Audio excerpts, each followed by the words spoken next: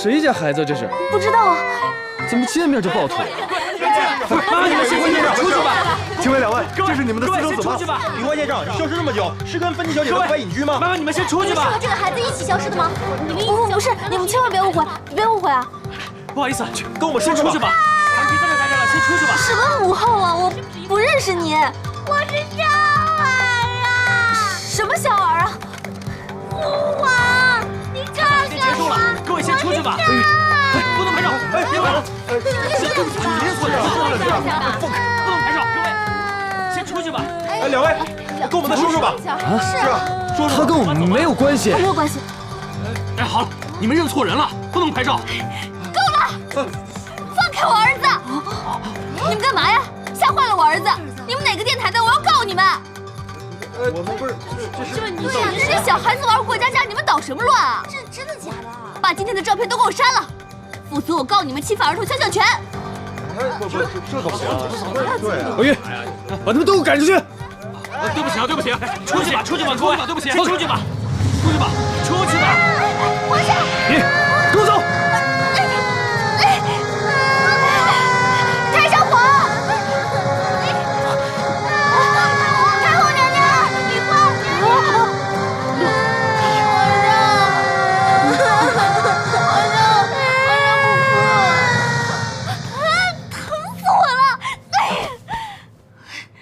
冯冯李欢，我彻底被你们弄糊涂了，这到底怎么回事啊？这还不清楚吗？就是这个居心叵测的女人，串通团伙，利用我们来打知名度。像你这种不入流的过气写手，你这么做，你是想提升知名度，你想博位，你想出名，你想疯了吧你？屡次三番挑战我的底线。哎，你好了好了，冯冯，芬妮，对不起啊，刚才那个小孩是我一个朋友的孩子，他跟亲戚来自乡下小地方的，不懂规矩，给你添麻烦了，抱歉啊。不过你真的长得跟他妈妈好像啊，他肯定是想妈妈了，所以才会认错人的。我代他向你道歉，对不起。我倒没什么，我反倒感谢你帮我解围了呢。可是，就算我跟他妈妈长得很像，也不可能认错啊。他妈妈人呢？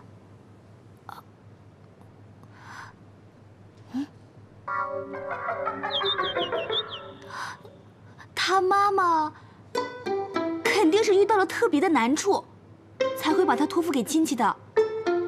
他虽然待人刻薄，但是带孩子还是1等1的好的。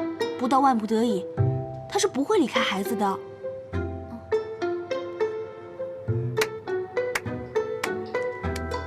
果然是写小说的，编辑故事来都不用打草稿，还这么的理直气壮。闭嘴吧你！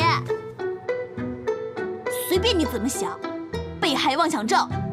不过有个事儿你可是赖不掉的，就刚才那小孩，千真万确就是你的种，你不能不认。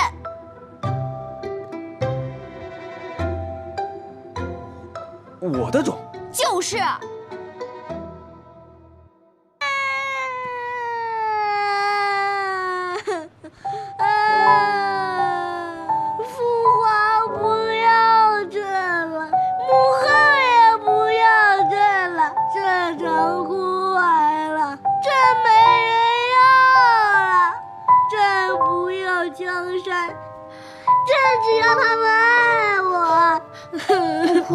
不哭了，皇上，皇上还有小柳儿，还有福生呢。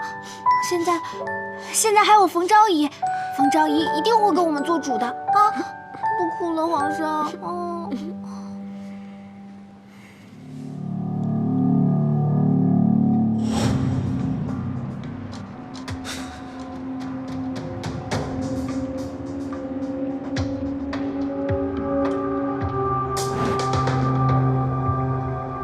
明明和老大一起确认了福生被虐死的照片啊，还一起讨论了尸检报告，他怎么就突然间复活了呢？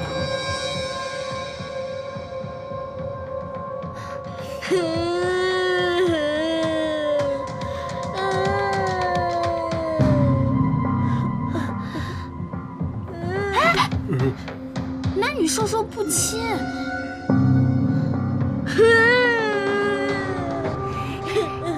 不哭了，皇上。这小孩管老板叫父皇，管芬妮叫母后，冯峰又说自己是他亲妈，这关系我怎么看不懂了呢？逆向思维一下，他一定是这2人其中之一的儿子。说等白说。不过我现在更加确定了，冯峰跟我老板是真的认识的。他就是冯峰等的那个人。什么？不会吧？干什么一惊一乍的？这。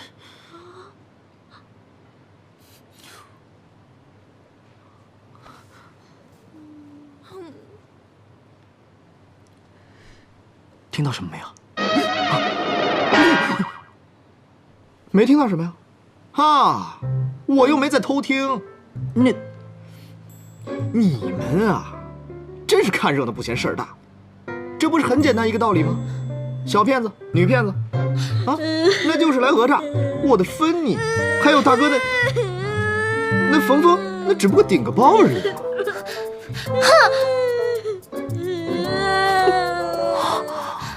有道理，肯定是这样的。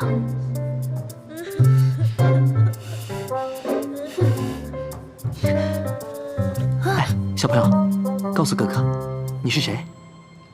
你赶紧住嘴！这心情不好，你最好赶紧住嘴！哎，小鬼，谁惯着你天天震啊震的？真的是。赶紧住嘴！你不是。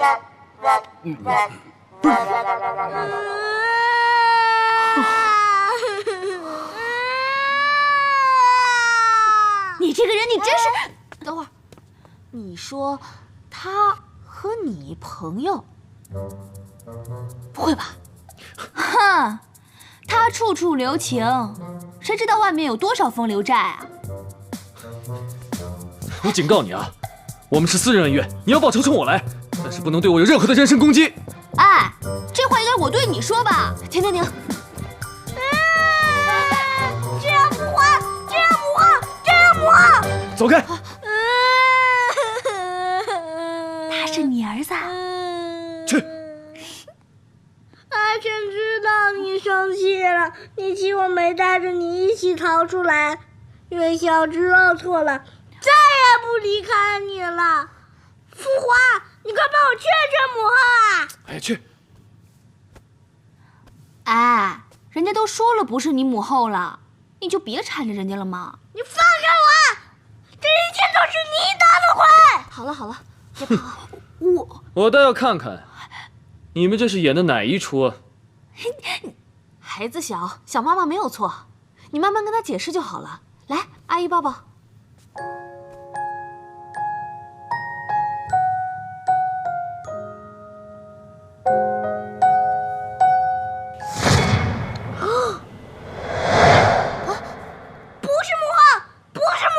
你是妖怪变的！你干嘛？把你衣服给你脱了，要看看你是不是妖怪！你干嘛脱我衣服？喂，你干嘛？哇，幸好芬妮不是他妈。喂，你干嘛？喂，你干嘛脱我衣服？把你小演员给我带走！看看你们这场戏到底怎么收场。芬妮，我们走。老大，外面有很多记者呀，杀出去！好，走。皇上，皇上，皇上，皇上！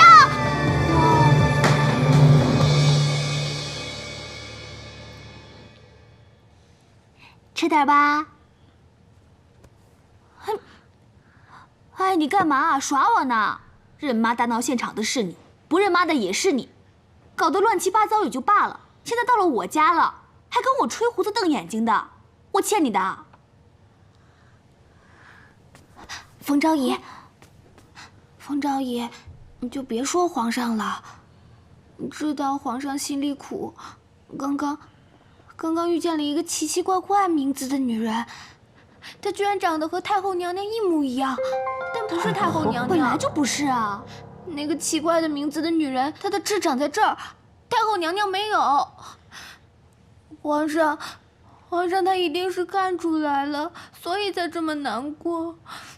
好了，皇上，你已经有1个时辰没有进食了，您就吃一口，要不然饿着了啊！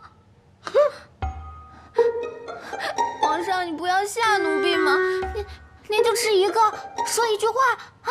皇上，来玩儿。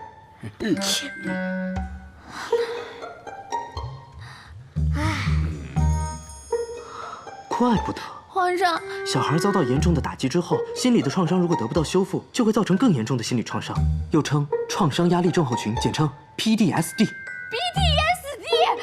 皇上不能被淹死！你是好人是吗？求求你了，求求你救救皇上吧！救救皇上吧！求求你了，救救皇上吧！求求你了，皇上不能有事啊！求求你了！小朋友，都是大人的事情，跟你没有关系，你不要自责。记住，你是最好的。来，跟我一起张嘴，笑。皇上，微笑。微笑。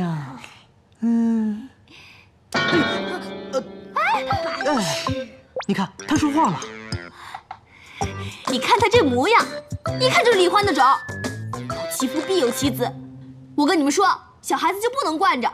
我就不信我不惯着他，他也能出毛病来。走。老二夫，你放开我！放开我！皇上，叫什么叫？今天把你关个半天，好好反省反省，叫你乱说。这自己会走，吃个啥不可辱！皇上，你人小脾气倒不小啊！你至少拿根肠。哎呀，柳儿，没事的，房间里没有危险品，你就别担心了啊。谢昭仪娘娘。皇上，您吃根肠吧。灰灰，要不你先回去吧。他们就是我乡下的亲戚，他们非常传统，有一些奇怪的习俗。总之，今天的事情非常复杂，我很难跟你解释清楚的，又不方便说。以后有机会，我再慢慢跟你解释。希望你能明白。没事，我明白。你今天也很累了，早点休息啊。你才要好好休息的。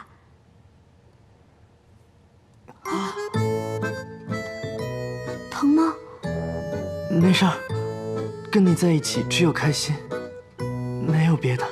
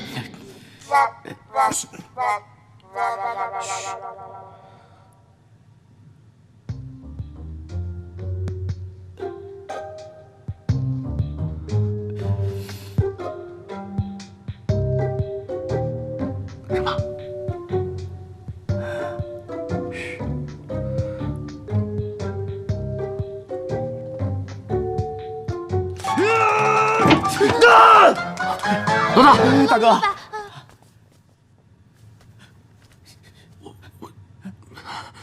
老大，我发誓，我们真的不知道这是怎么回事。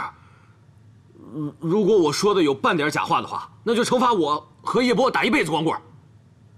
你光棍，你一辈子光棍，说正事。老大，我已经安排好了，明天我就调查那个小孩什么来的。顺便调查一下，他是不是冯峰派来诈骗的？老大，这老板，其实验 DNA 不是简单多了。哎，老大，你现在就去医院啊？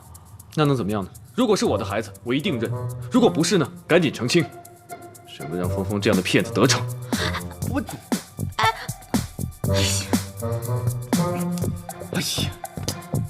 你别去，我去。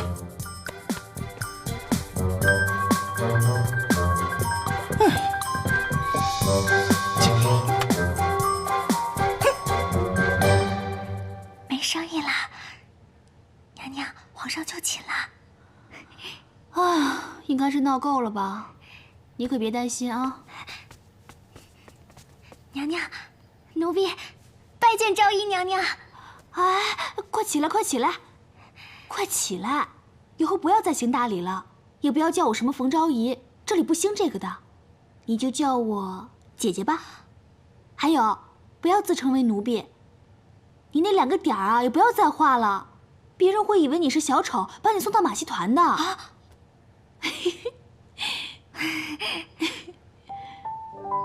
柳儿好像在做梦，我以为再也见不到你了。我也是，一别这么久，还真的挺想你的。你看你啊，你都瘦了。我们走了以后，到底发生了什么事啊？你们是怎么来到这里的？快跟我说一说。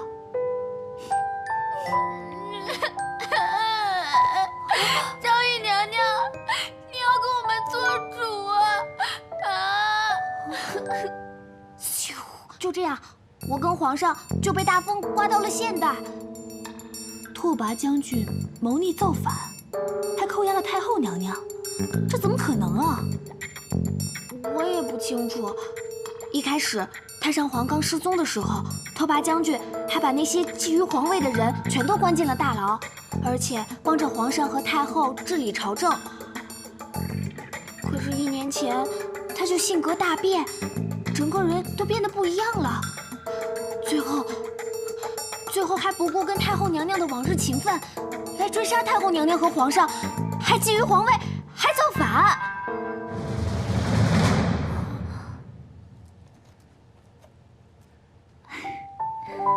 还是跟以前一样，喜欢待在书房。哎，你们跟福生怎么会在一起啊？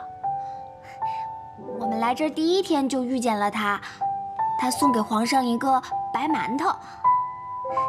他算是我跟皇上的救命恩人了，而且他跟皇上投缘。虽然他有点傻傻的，但是在这满大街都是怪物的地方，还是帮了我们很多忙的。福生，过来坐。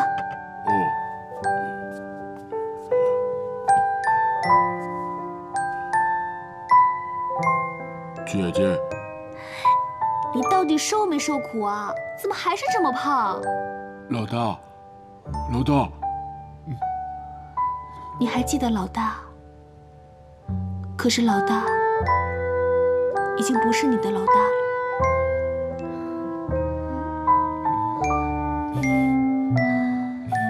老夫开门，正如错。开门！哎，皇上，皇上，让开！哎，柳儿，皇上，你没事吧？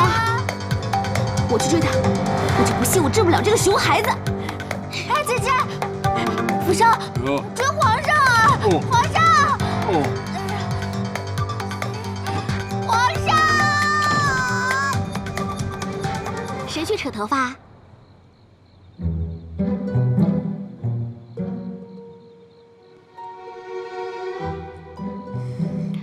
好吧，那我去吧。其实我也挺喜欢小朋友的，不会介意的。啊！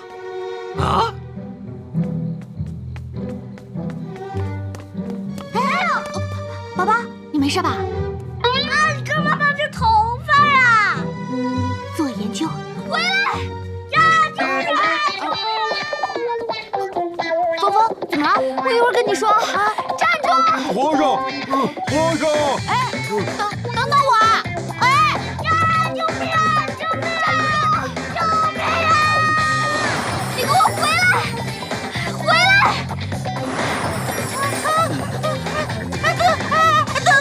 等等我！看来小演员失控了。老大，看看去。走啊，走。小心坑！小心，有坑！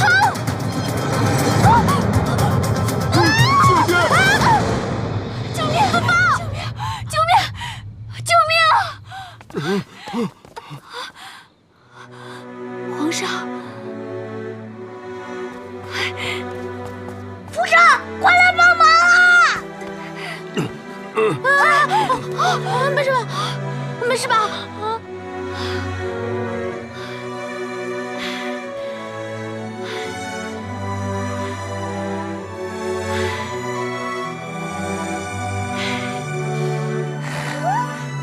这小子还挺善良的嘛。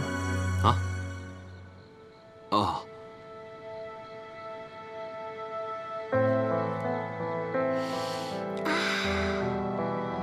真的不吃吗？不吃。别装了，这里没别人，就我们2个。哎，你叫什么名字啊？元宵。元宵？大胆，竟敢直呼朕的名讳！少跟我来这套，这里是现代，我天天叫你皇上皇上的，别人还以为我有病呢。以后就叫你元宵了。哼。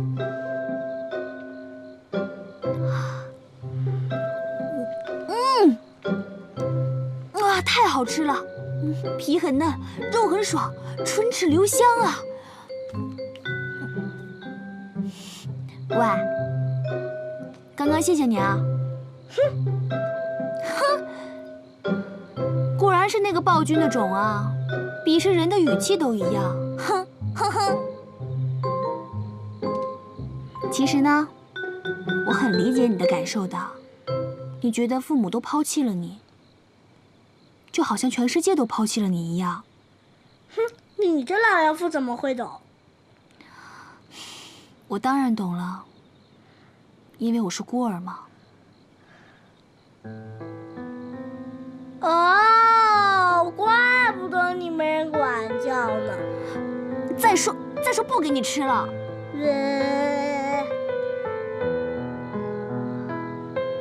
你觉得日子很难，甚至都没有搞清楚。但是只有自己强大起来，才可以生活下去。这已经很强啦。我小时候呢，总是被同学欺负，他们笑我没有爸妈，不跟我玩。还把我的饭盒扔到垃圾桶里，把我刚写好的作业藏起来，还诬陷我是小偷。哎呀，反正就是多的都数不清了。不过我印象最深的一次，是他们把我拉到后巷子，抢光了我的零花钱，还狠狠地揍了我一顿。之后呢？之后我就尽全力反抗啊！我才不怕他们呢！唉，要是这帮坏孩子们被朕抓住，一定要诛他们9族。暴力是解决不了问题的，否则你只会成为一个暴君。只要面对恶势力时，绝不低头，坚持自己，就一定能够胜利。你放10000个心好了，朕一定不是暴君，一定不会低头的。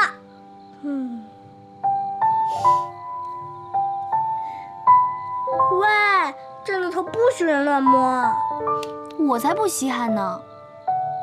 其实，你已经比我好太多了，有那么多人都很爱你的，像柳儿啊、浮生啊。不过你要多拍拍我的马屁，我可以考虑多爱你一点哦。虽然我跟你妈妈有点不愉快，可你老爸又……哎，我分得很清楚的，不会把那些烂账算在你头上的。哼，哎，你真的睡着了？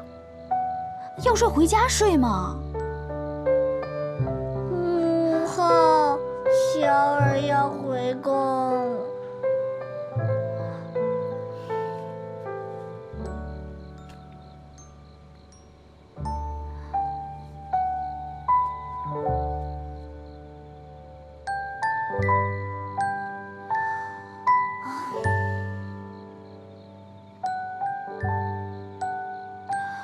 明明是你爸妈欠我的，可是现在怎么会是我来照顾你呢？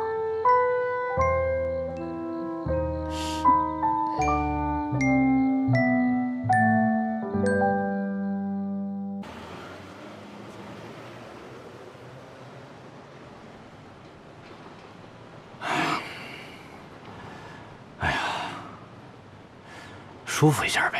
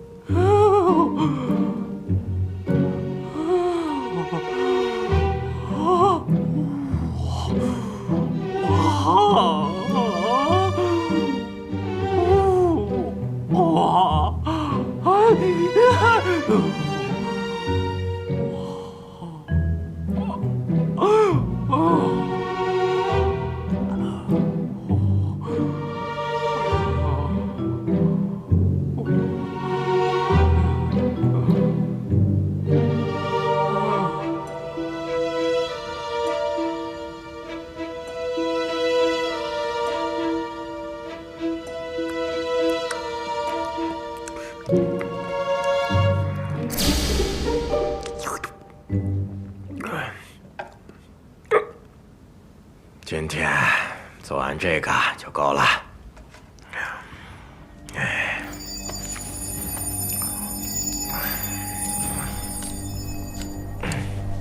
他拿刀想做什么？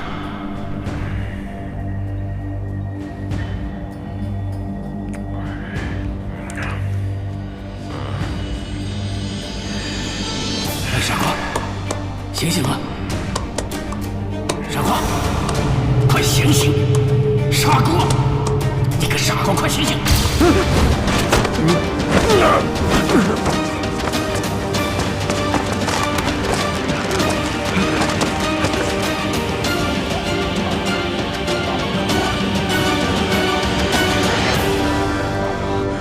行了，别跑了，没追上。怎么了？你把那个大白虫赶走了？傻子，要不是我刚才反应快，你的五脏六腑要被偷光了。他为何要偷我的五脏六腑啊？拿去换钱呢，笨蛋！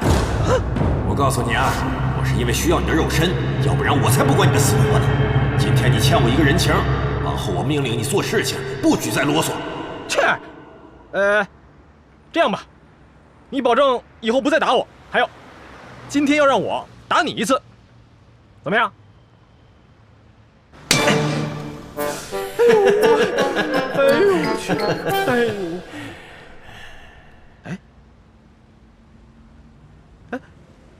哎，这是何物啊？玩具，走吧。玩具？走了。放心吧，福生我让他睡在餐馆了。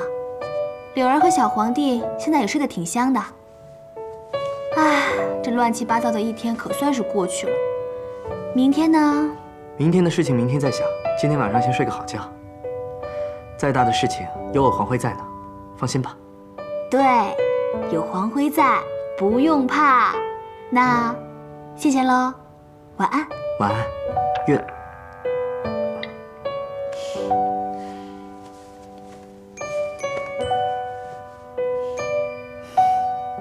愿你有个好梦，我的小公主。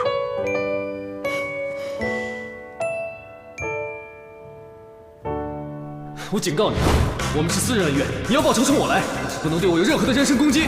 像你这种不入流的过气写手，你这么做，无非是想提升知名度，你想博出位，想出名，你想疯了吧你？屡次三番挑战我的底线。到底是谁对谁做人身攻击呀？敢做还不敢让人说啊？嘿，我偏说，我就是要说。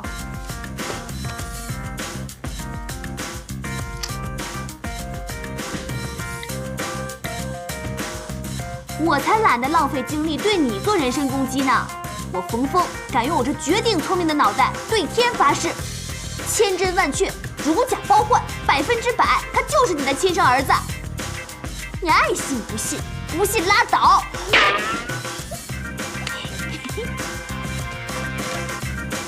种犬。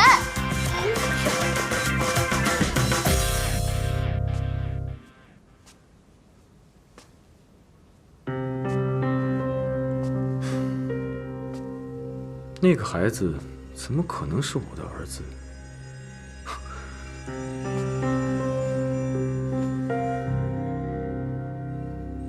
我再糊涂，也不可能自己有个儿子都不知道吧？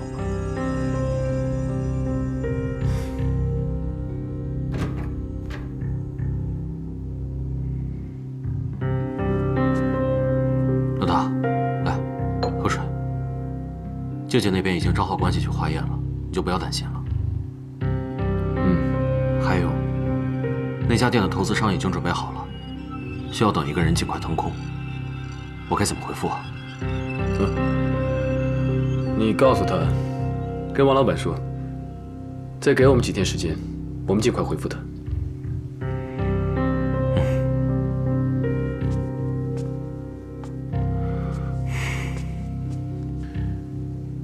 冯峰，孤女。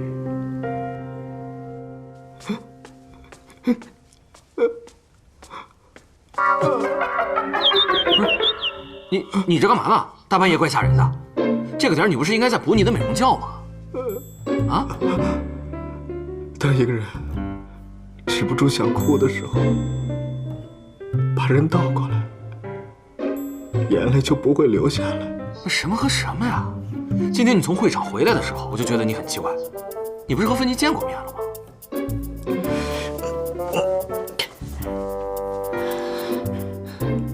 就是因为我们见过面了，所以我才觉得我们俩离得越近，反而越远。不是能说人话吗？我没有勇气跟他表白，你懂了吗？你知不知道你这样聊天很讨厌？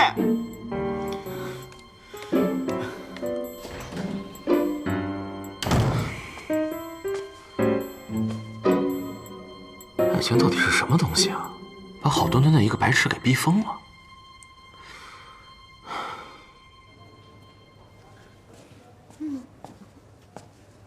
任静啊，你怎么还在啊？哎，你最近好勤奋啊，天天钻图书馆查资料。教授还夸你呢，说你最近总去请教他，让我们向你学习呢。这太不像你的风格了嘛！你说你是不是小大第一，荣誉毕业呀？我努力吧。哎，露露，哎，去看一下消化细菌培养情况。好嘞，师兄，报告出来了吗？哪有那么快呀？还好几个小时呢。要不你先回去吧。我不回去，我一定要在第一时间拿到报告。师兄，你先忙吧，我不用管我了啊。行，我不会，我不会。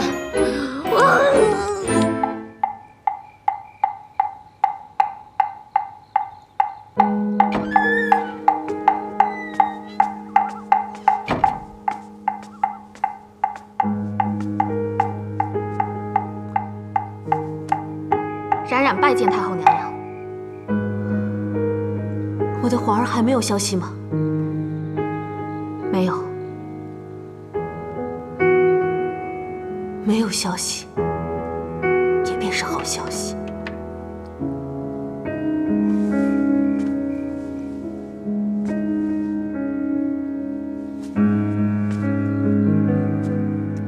太后娘娘，其实冉冉今天来是向您道别的。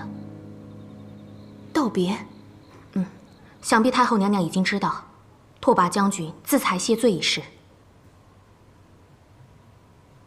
我日日向佛祖祈求，愿他放下心中的怨恨，在西方极乐世界一切安好。太后娘娘，您难道不觉得奇怪吗？寻死的方法有千万种，拓跋将军何须大动干戈去挖一个大坑往下跳？冉冉思忖了多日，终于想明白了。或许拓跋将军所说的怪异之事都是真的。怎么？也许拓跋将军真的穿越到了另一个平行的世界。那个新世界？太后娘娘，您知道？我也是略有听闻。之前听冯昭仪宫里的柳儿提起过，以为是趣闻野史。如今想来，或许真有可能。那冯昭仪的所作所为，确实不像生活在这儿的人。冯昭仪，冉冉有些印象。听说先帝也是因为她消失在龙卷风里的。如果真的有那个平行的世界，我有时想，我这个深宫里的可怜人也该去看看，体验一下冯昭仪所说的平等自由的爱情。如果我当初勇敢地去拒绝父母安排的婚姻，我和拓跋将军也不会落到今天这般田地。太后娘娘，冉冉一定会找到拓跋将军，还请您保重。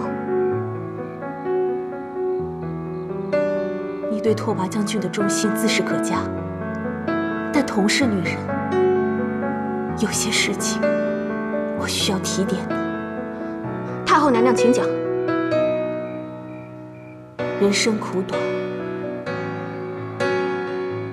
不要为别人活着。愿你能找到自己的生活，包括爱情。爱情？什么是爱情？它会让你脸红心跳，让你彻夜难眠，让你时时刻刻牵肠挂肚，让你……等那一天到了，你自然会明白。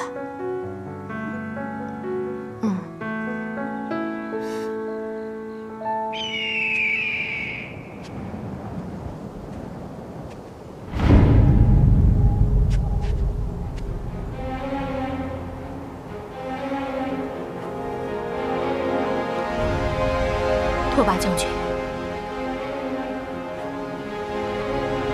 冉冉来迟了。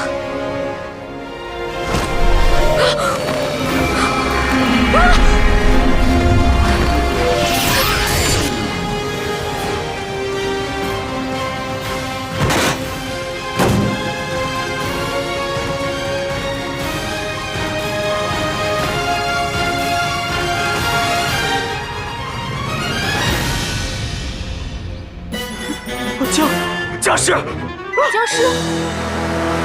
啊！千年僵尸出土了！什么僵尸？是说我吗？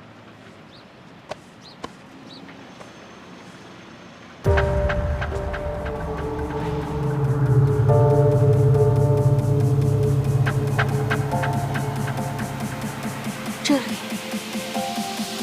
是新世界。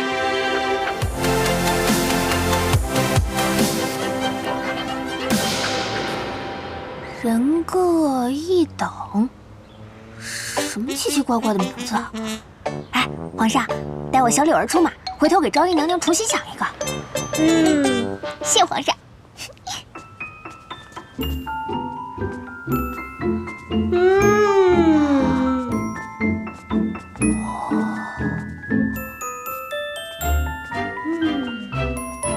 这儿虽然比不上朕的皇宫，但凑合。皇上，皇上早。嘿嘿，小店不胜您大驾光临，虽然这里不及您家，但食物还是极好的。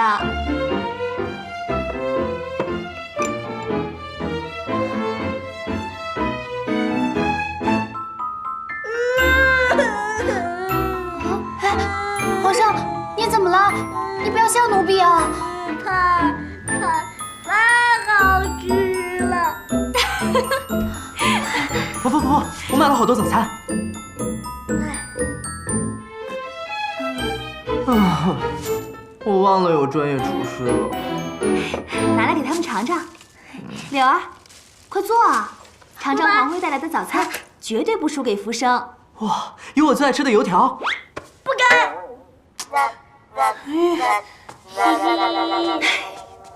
哎，一个人吃得了那么多吗？好孩子是不吃独食的。哎，你要是都吃完了，你哪有胃吃别的呀？福生还给你做了鱼丸呢。鱼丸，我爱吃。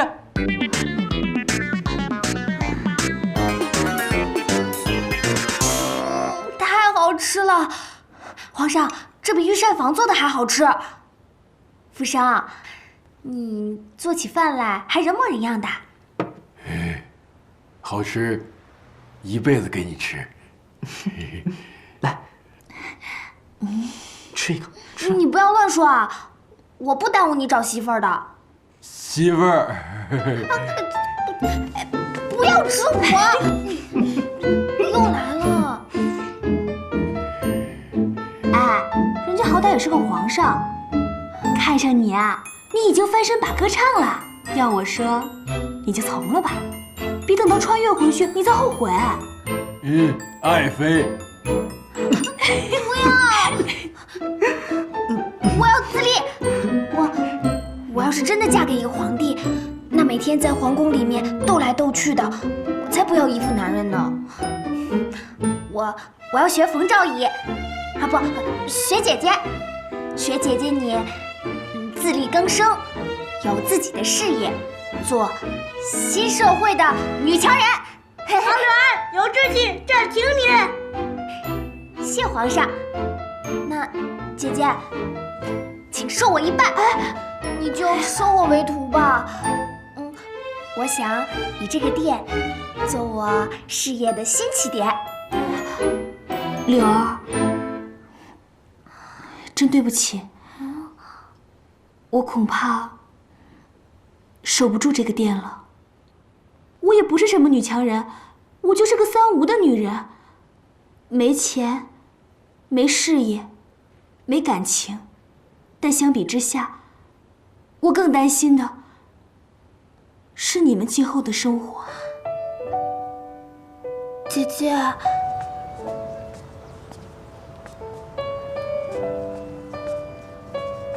刚才他们听到饭店要关门，都挺失望的。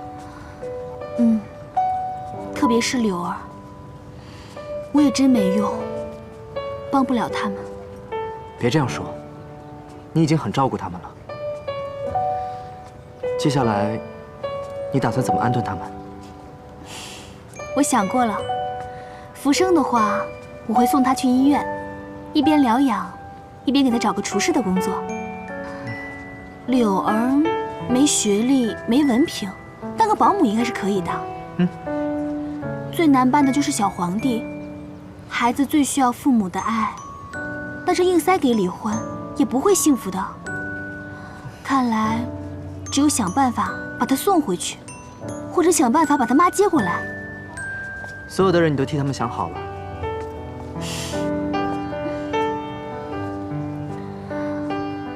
那你呢？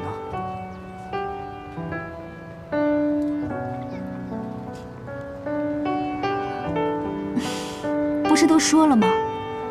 回学校读书啊！你不是带我实地考察来了吗？你看这里，安静祥和，与世无争，做学生是最快乐的。逆向思维一下，做学生是逃避现实的一个方式而已。可能是因为最近发生了很多事情，所以你会想要学习，对吗？之前柳儿他们还没有来的时候，你可以一个人轻松的、慢慢的放下那段感情。可他们来了，以你的性格，你绝不会放下他们不管。可是呢，他们跟那个李欢又有脱不了的关系，所以你根本逃不开的。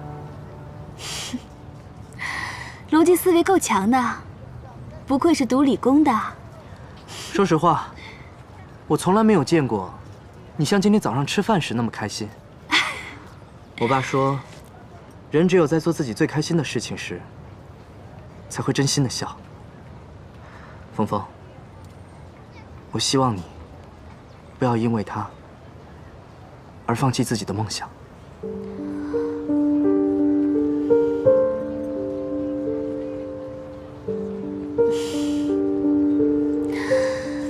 哎，你又懂了。我当然懂了，难道你不想跟他们一起开店吗？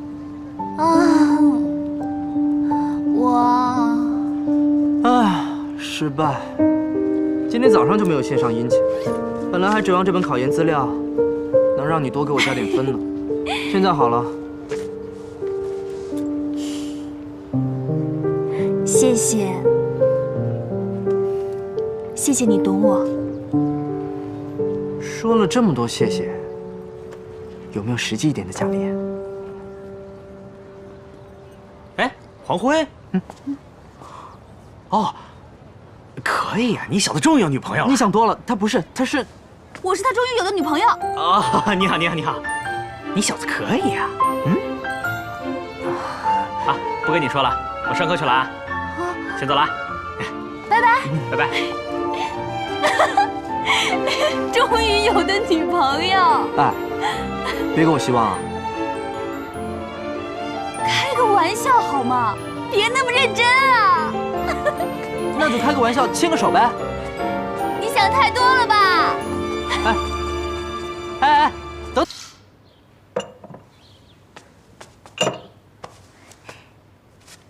柳儿，陪我玩。皇上，柳儿很忙的，一会儿啊。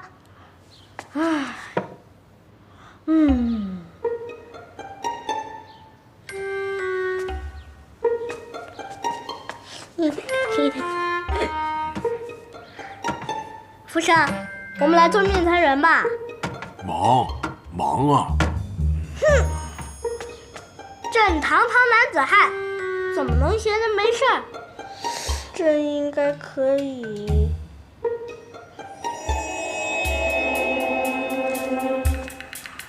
太后，看，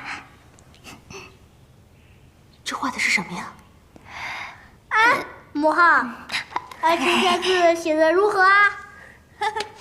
太好了，太好了！元宵写的真是太好了。谢母后夸奖。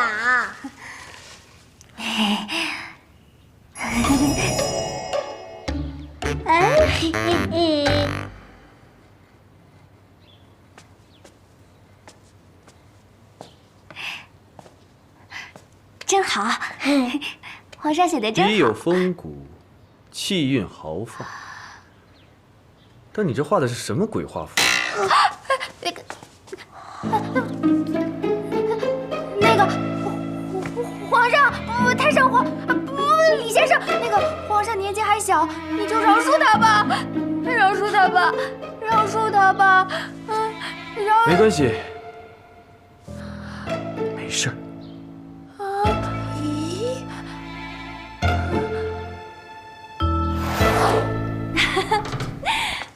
哎，你们回来了？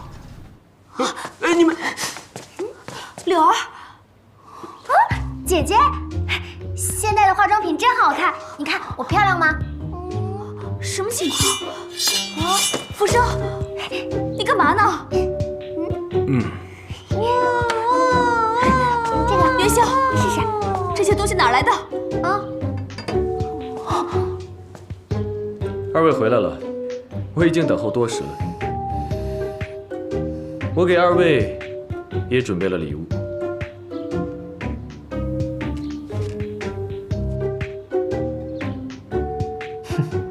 别当我3岁小孩子想要收买我，我不吃这一套。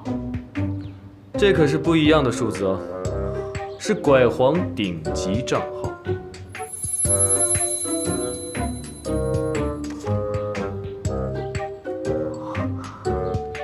史上掉落率最低的套装1整套，还有手工制作的黑金装备，有钱都买不到。我猜的没错，标准宅男。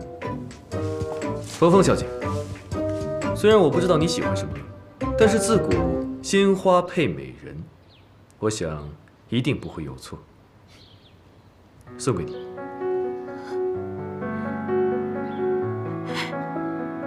蓝色妖姬。你看，那个叫蓝色妖姬。这画多少钱啊？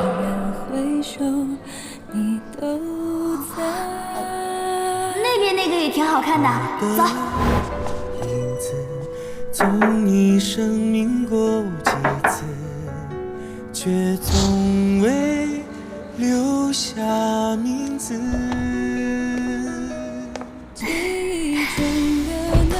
小凤，那我就回去了。晚安。晚安。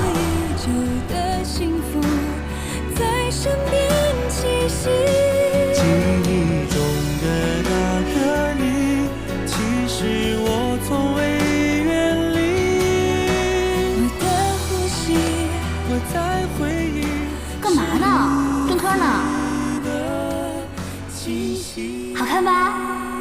你去见了别的男人了，还穿得那么好看。怎么啦？你能见皇后，我就不能相亲啊？不可理喻！哎，你不帮我拿着点儿？李欢，你怎么了？你头发怎么都白了呢？你不想见到我，为什么还要送我花？你走吧。记忆中的那个你，为何忽远又忽近？原来已是已久的幸福，在身边栖息。记忆中的那个你，其实我从未远离。你的呼吸，我在回忆，是如此的清晰。记忆中的那个你，为何忽远又忽近？原来已是已久的幸福，在身边栖息。从今往后，我们不到黄泉不相见，不，是到了黄泉也再也别见。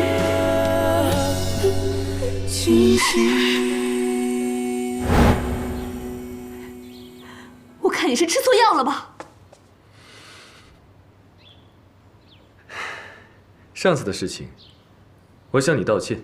芬妮说的对，孩子呢是无辜的。我上次的反应，确实是有点过了。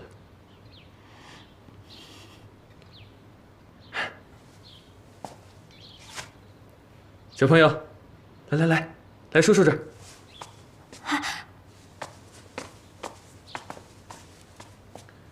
如果他真是我的孩子，我站得直，行得正，不会不闻不问。如果不是，我也会跟他成为忘年之交，我会经常来看他的。真乖。哎，那个太上皇，不，李先生，皇上他前几次可能是吓怕了，请您原谅，毕竟他还是个孩子，而且您今天真的是很反常。别耍花招了，说吧，说你来这里的目的。好，快人快语，也免得我那么累了。我来这里就是想问你，上次我开的价，想清楚了吗？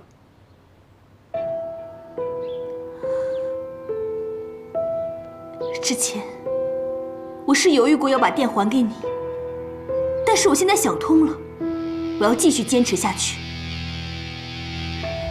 我希望大家可以开开心心的在这里生活，所以你请回吧。想通了，我想你是脑塞了吧？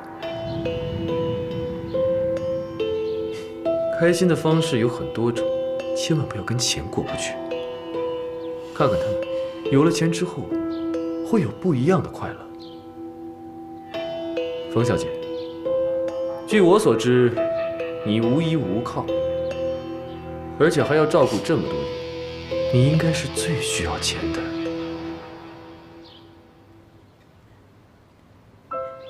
你还记得我没有家人？以我的实力，这太简单了。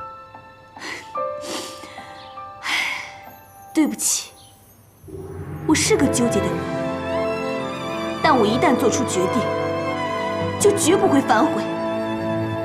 我就是要守住这个店，从此等一个人，更免为等一只狗。好。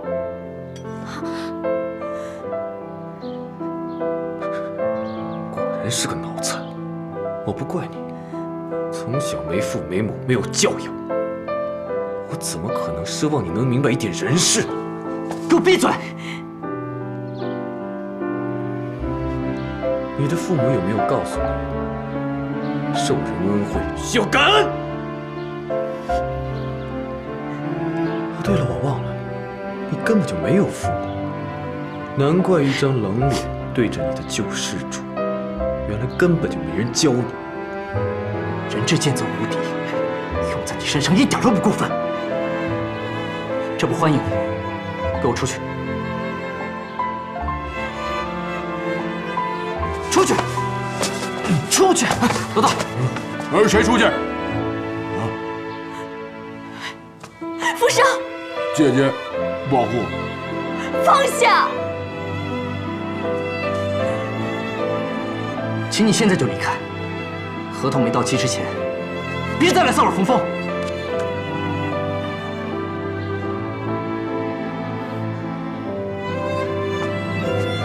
这个我也不稀罕，我也要保护姐姐。看到了吗？这就是我继续经营的理由。可能在你眼里一文都不值，但是他们却是我坚持的所在。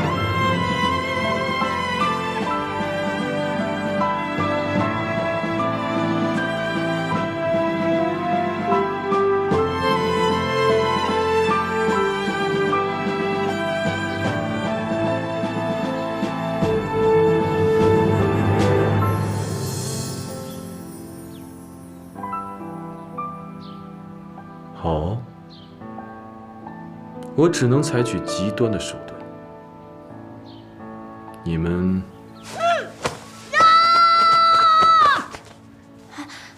打我！你这个忘恩负义的小狗崽子！算了，他是不是小狗崽子还不知道呢，先回去再说。这件事情还没有完，我是不会罢休的。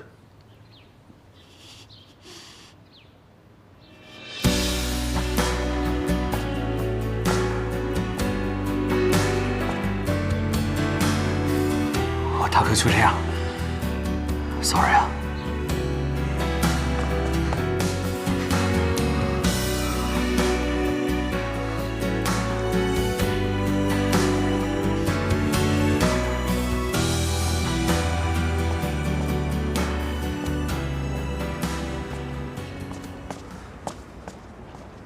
我一定会搞定蠢女人。老大，算了吧，如果真有老大搞不定的女人，只有峰峰了。什么意思？我没别的意思，我的意思是说，平时看老大的布局和策略都挺精明的，怎么这次有点不太入流啊？我以为对付这种脑残的人，就该用这种脑残的办法。别，老大，算了，上车，算了，老大，上车，老大来。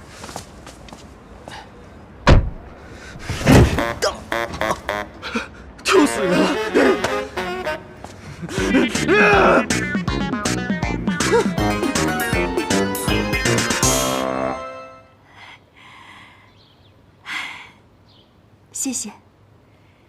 谢谢你们大家帮我。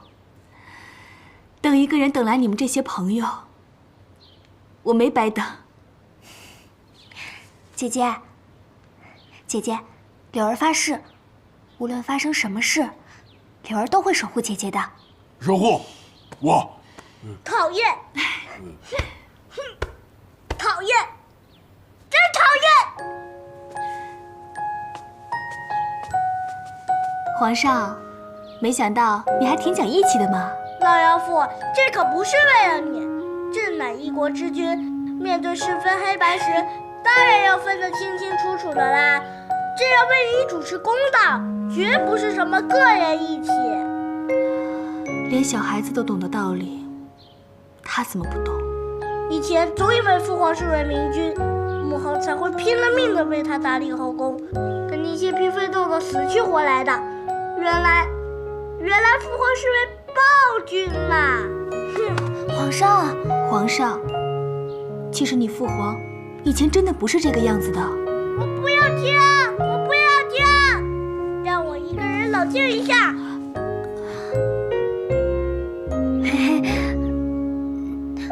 哎，怎么感觉少一个人啊？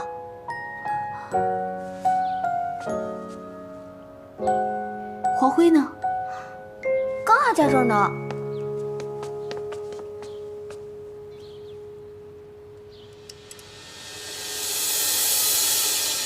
芬妮，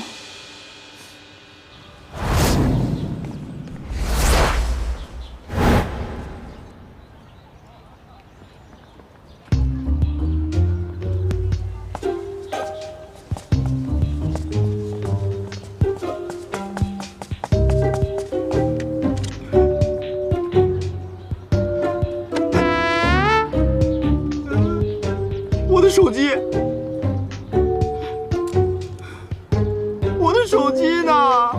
野博，哎呀，里面还有芬妮的照片呢，坑爹呀！不是坑爹呀，咋整嘞？是爹坑你呀。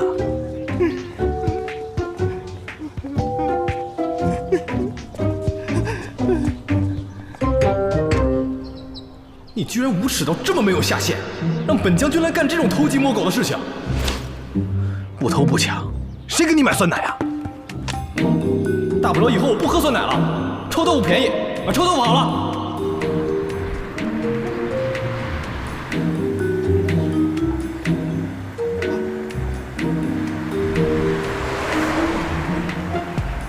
大哥，大哥，大哥，大哥，他叫那个人大哥？哎，我问你，他为什么叫那个人大哥呀？欢，问你，呆子别说话了，赶紧追那辆车。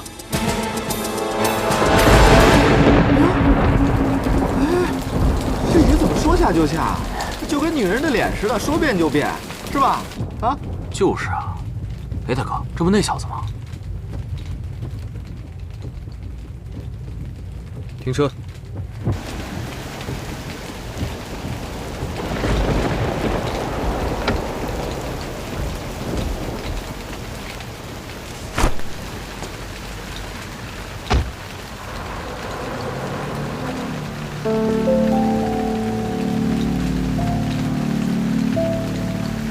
进屋谈吧。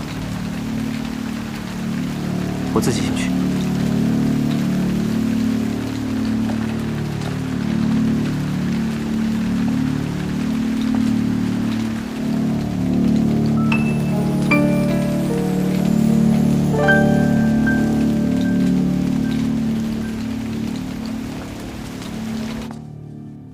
大哥，请喝茶。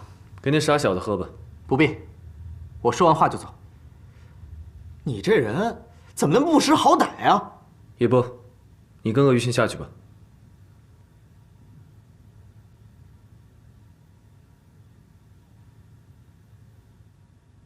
坐。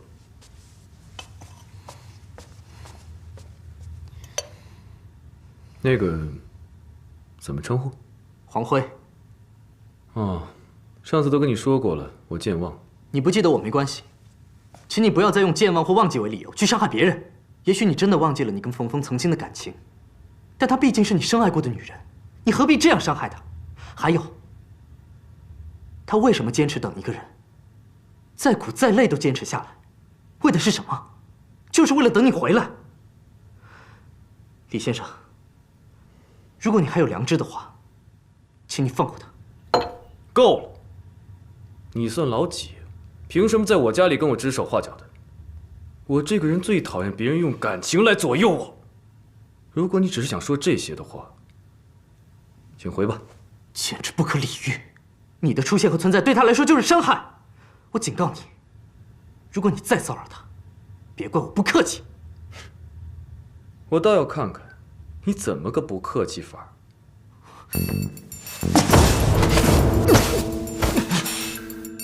如果没有两把刷子，最好不要在我这儿撒野。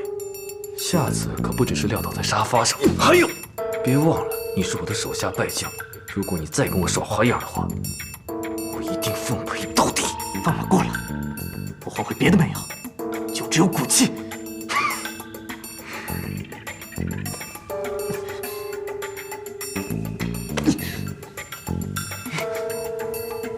请。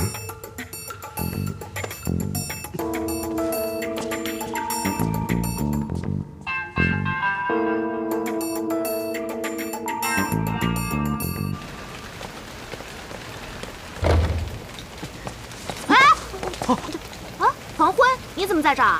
任静，你要再跟这帮人混在一块儿，咱俩就没法做朋友了。又发生什么事儿了？肯定又是误会。哎呀，我现在有重要的事情要跟老板报告，我们回头再说，好吗？重色轻友啊你！来，这有把伞，拿着。快走，快走！拜拜。